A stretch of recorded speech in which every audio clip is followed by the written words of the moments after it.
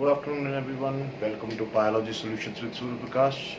Last time हमने एक बहुत इंपॉर्टेंट यूनिट शुरू किया है, cell the unit of life. अब cell the unit of life में हमने इंट्रोडक्शन की थी, सेल थ्योरी की थी, इसके अलावा हमने मॉडर्न सेल थ्योरी जिसे सेल डॉक्ट्रिन कहा जाता है, फिर हमने कुछ ऐसी चीज़ें की जैसे सेल डिफ्रेंशिएशन क्या होती है, अनडिफ्रेंशिएटेड सेल क्या होता है, डी डिफ्रेंशिएटेड सेल्स क्या होते हैं, कुछ बेसिक कॉन्सेप्ट सेल के पढ़े।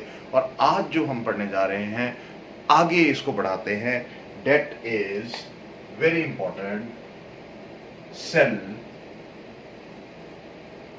शेप। चलिए अब देखिए सेल शेप क्या होती है। सेल शेप की बात कर लेते हैं। बहुत सारी शेप्स होती है, बहुत सारी शेप्स होती हैं सेल की, और मे बी हम एक दो डायग्राम्स मैं आपको दिखाना चाहता हूं। जैसे ये मान लेते हैं सर्कुलर शेप है, कई बार ऐसा भी होता है कि स्पिंडल शेप भी हो सकता है, इस तरह से, है ना। कई बार ऐसे भी हो सकता है, स्टार शेप्ड हो सकता है, बाइकनकेव हो सकता है, सर्कुलर हो सकता है, ओवल हो सकता है, इलोंगेटेड हो सकता है। सो अलग अलग तरह के सेल्स हो सकते हैं, चाहे वो नर्व सेल ले लो, चाहे आप आरबीसी ले लो, चाहे आप व्हाइट ब्लड सेल्स ले लो, मसल सेल्स ले लो, जाइलम फ्लोएम सेल्स ले लो, कुछ भी, मेरिस्टेमेटिक सेल्स ले लें, पेरेन्काइमेटा सेल्स ले लें। सो सभी सेल्स की शेप जो है वो अलग अलग होती है। अब ऐसा क्यों होता है, एक छोटी सी बात मैं लिखूंगा और बात को खत्म कर देंगे, ज्यादा लंबी कहानी नहीं है। देखो सेल शेप अलग अलग क्यों होती है, एक सिंपल सा कॉन्सेप्ट है, टू परफॉर्म various functions, और more specifically अगर मैं कहूं, to perform specific function, और बात यहां खत्म हो जाती है, बात रहती नहीं है कुछ। अब सेल शेप में इससे ज्यादा करने की कोई जरूरत भी नहीं है। सेल शेप क्यों होती है, डिफरेंशिएशन के बाद क्यों सेल चेंज करते हैं, एक ही बात याद रखिएगा, टू परफॉर्म स्पेसिफिक फंक्शन। अब देखो एक इसकी एग्जांपल देता हूं। आरबीसी सेल्स है, ठीक है, सर्कुलर होते हैं, लेकिन जब उन्हें कैपिलरीज से गुजरना होता है वो बाइकनकेव बन जाते हैं, है ना, ऐसे हो जाते हैं। अब वो बाइकनकेव जब होते हैं तो वो क्यों होते हैं, क्योंकि to perform the specific function, to carry the transport of gases, to carry the gases. So इसके लिए वो क्या करते हैं, अपनी शेप को चेंज करते हैं। तो ये ध्यान रखिएगा। दूसरा चीज जो आज के लिए बहुत इंपॉर्टेंट है वो है हमारा cell, it is the cell size. ये एक इंपॉर्टेंट कॉन्सेप्ट है, सेल साइज भी। और सेल साइज में देखिए, अब जैसे जैसे हम आगे बढ़ेंगे सेल साइज की बात तो होगी, लेकिन यहां पर जो हम सेल साइज की बात कर जा रहे हैं वो नॉर्मल, हम एवरेज सेल देख रहे हैं, टोटलिटी में देख रहे हैं। और टोटलिटी में जब हम ऐसी बात करते हैं तो हमारे पास आता है कि अगर कोई प्रोकैरियोटिक सेल है तो उसका साइज जो है 0.2 to 5 माइक्रोमीटर है। ये ध्यान रखिए, पहली चीज तो ये याद रखिए, ठीक है। और यहां पर जो सबसे स्मॉलेस्ट सेल है, सबसे छोटा सेल, स्मॉलेस्ट सेल, और एक लार्जेस्ट सेल, ये दो चीजें आपको याद रखनी है फॉर कॉम्पिटिटिव एग्जाम में। ये तो याद रखना ही रखना है। और स्मॉलेस्ट सेल कौन सा है, जिसे हम कहते हैं माइकोप्लाज्मा, माइकोप्लाज्मा और पीपीएलओज, यानी प्लूरोनिमोनिया लाइक ऑर्गेनिजम्स। माइकोप्लाज्मा एक जीनस है, तो इस जीनस के जो अगर ऑर्गेनिजम्स देखे जाए, या बैक्टीरिया मैं ऐसा कह सकता हूं, तो ये सबसे छोटे होते हैं। और इनका साइज कितना होता है, साइज इज 0.3 माइक्रोमीटर। थोड़ा सा ध्यान रखिएगा, मैं थोड़ा सा एनसीईआरटी के बाहर भी जा रहा हूं, तो ये थोड़ी सी चीजें आपको नोट करनी पड़ेंगी साथ साथ। तो स्मॉलेस्ट सेल माइकोप्लाज्मा जीनस है, जिसको पीपीएलओस या प्लूरोनिमोनिया लाइक ऑर्गेनिजम्स भी कहते हैं, और इसका साइज कितना है, 0.3 माइक्रोमीटर। और लार्जेस्ट सेल कौन सा है? ये एक यूकैरियोटिक सेल है which is ostrich egg, ostrich egg. और ये ऑस्ट्रिच एग जो है it is around 170 mm in size, 170 mm size होता है इसका, तो काफी बड़ा साइज होता है। तो ये हमें यहां देखो, ये चीज जो है ये हमें याद रखनी है। दूसरी चीज, एक और चीज मैं बता दूं, जैसे यहां मैंने कहा कि ये प्रोकैरियोटिक सेल्स का साइज है, ठीक है, और इसी तरह से यूकैरियोटिक सेल का भी साइज है। यूकैरियोटिक सेल का भी एवरेज साइज होता है, और एवरेज साइज कितना है? दैट इज 1 to 100, आप ऐसा कह सकते हो, ऑलमोस्ट 1 to 100 माइक्रोमीटर, 100 माइक्रोमीटर तक हो सकता है।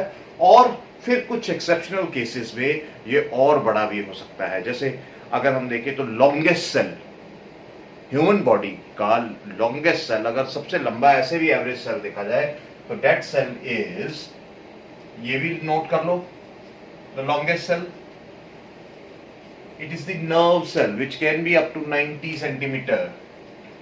It is the nerve cell, it can be up to 90 centimeter. तो ये चीजें जो है, ये छोटी छोटी चीजें जो है आपको एग्जाम में आ सकती हैं। अब देखो यहां पर एक बड़ा बहुत ही इंपॉर्टेंट कंसेप्ट आता है कि सेल साइज जो है बड़ा होना चाहिए या छोटा होना चाहिए, ये बात हमें समझनी पड़ेगी। और सेल साइज जो है लिमिट होता है, ये ज्यादा बड़ा नहीं होता, ये हमेशा सेल साइज इज लिमिटेड। और मैं कहूंगा, मैं ऐसे अगर कहूं कि जो स्मॉलर सेल्स होते हैं, जो स्मॉलर सेल्स हैं, they are more active than larger cells, then larger cells। देखो यहां एक बड़ी इंपॉर्टेंट चीज आ गई कि मैंने ये लिख दिया कि छोटे सेल्स जो है वो बड़े सेल्स से ज्यादा एक्टिव होते हैं, वो ज्यादा तेजी से ट्रांसपोर्ट करते हैं, inflow and outflow of materials अच्छे तरीके से होता है। उनका सरफेस वॉल्यूम रेशियो, अब ये एक वर्ड बोल रहा हूं, मैंने ये जान के यहां बोलना चाहा, जान के ये मैं यहां बोल रहा हूं दैट इनका जो सरफेस वॉल्यूम रेशियो है, सरफेस वॉल्यूम रेशियो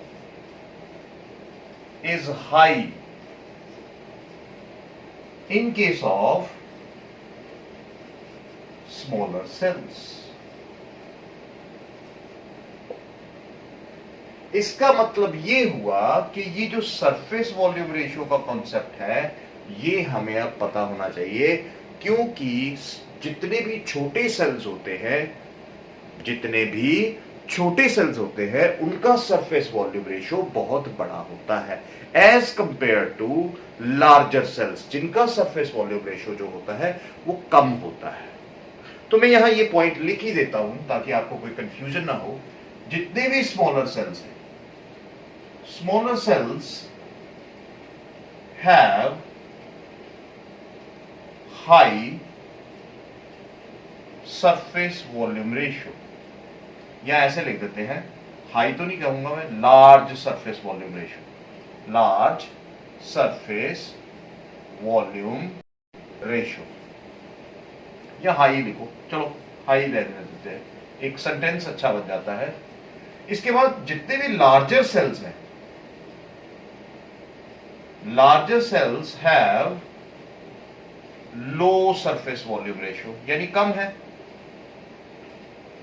ये कम है।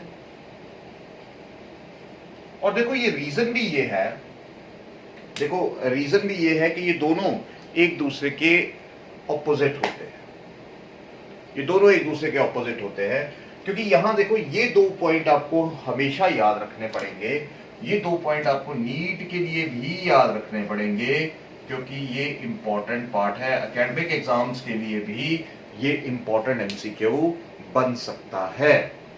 अब वो कैसे?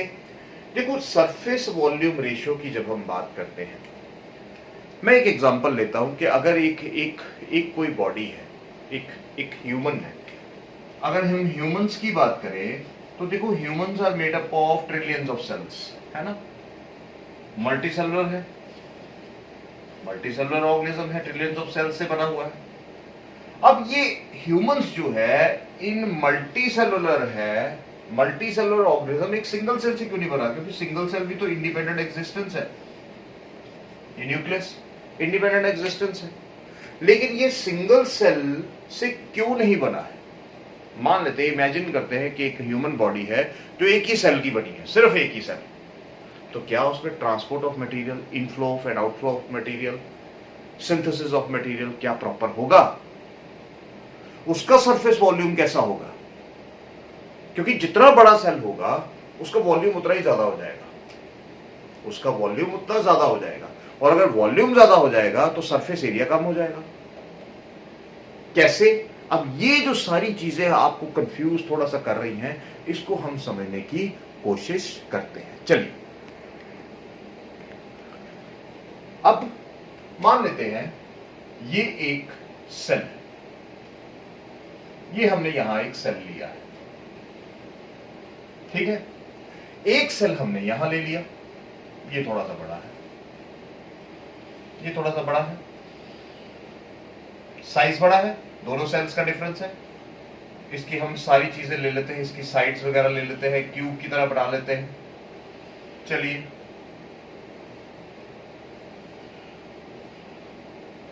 ठीक है,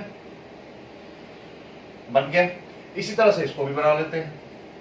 देखो समझने की कोशिश कीजिएगा, ये कॉन्सेप्ट बहुत सिंपल है, लेकिन बच्चों में हमेशा, इवन हमें भी बहुत लेटर स्टेजेस पर यह समझ आया जब हमने पढ़ाना शुरू किया। सीधी बात बोले, कोई इसमें दो राय नहीं है कि हमें ये कब समझ आया। देखिए, यहां दो तरह के हमने सेल ले लिए, एक छोटा सेल है, और मैं ये कह रहा हूं कि छोटे सेल्स ज्यादा एक्टिव होते हैं क्योंकि इनका सरफेस वॉल्यूम रेशियो ज्यादा होता है, और जिसका जितना सरफेस वॉल्यूम ज्यादा होगा उसमें उतनी ट्रांसपोर्टेशन ऑफ मटेरियल, उसकी इतनी डीप रेंज होगी ट्रांसपोर्टेशन ऑफ मटेरियल में, हर कोने तक मटेरियल पहुंचेगा। देखो कैसे, मान लेते हैं कि this is a small cell having the size of 1 centimetre, length, breadth and height 1 centimeter के हैं, and this is a larger cell having the same parameters but differently, it is 2 centimeter length, breadth and height। अब यहां पर अगर इसका surface area देखा जाए, let us see the surface area of this very cell।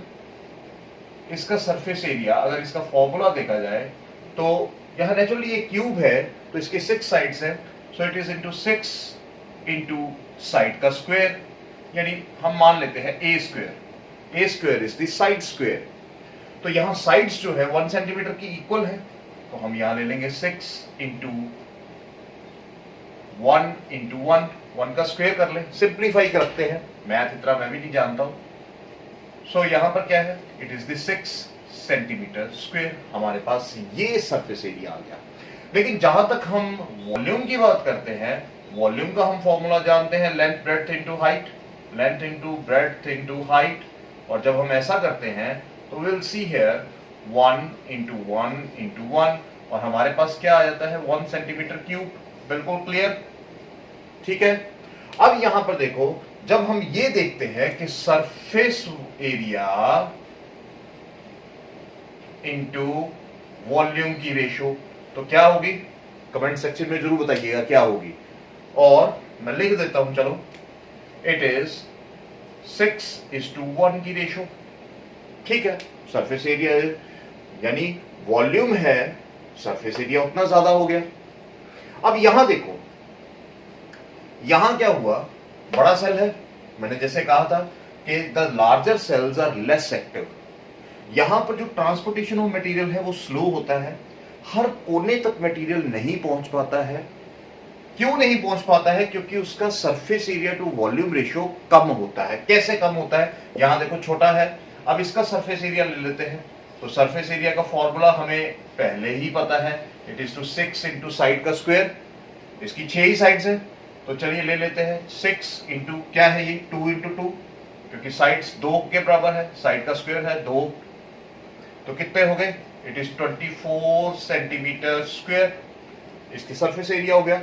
और volume क्या है, अगर इस वॉल्यूम की बात की जाए तो यहां क्या है, लेंथ ब्रेड्थ इनटू हाइट, चलिए 2 इंटू 2 इंटू 2, तो हमारे पास क्या आ गया 8 सेंटीमीटर क्यूब।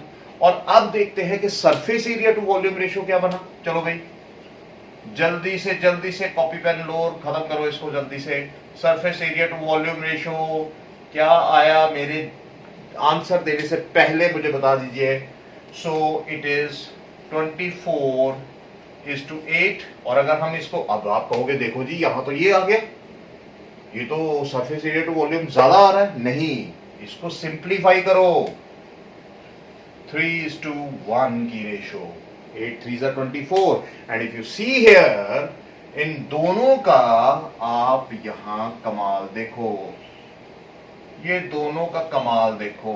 अब मुझे बताओ कि किसका surface area to volume ratio ज्यादा है, लार्जर सेल का या स्मॉलर सेल का। और ये हमें क्लियर हो गया यहां से कि ये जो स्मॉलर सेल्स है, smaller cells have higher surface volume ratio and thus active, they are more active in nature।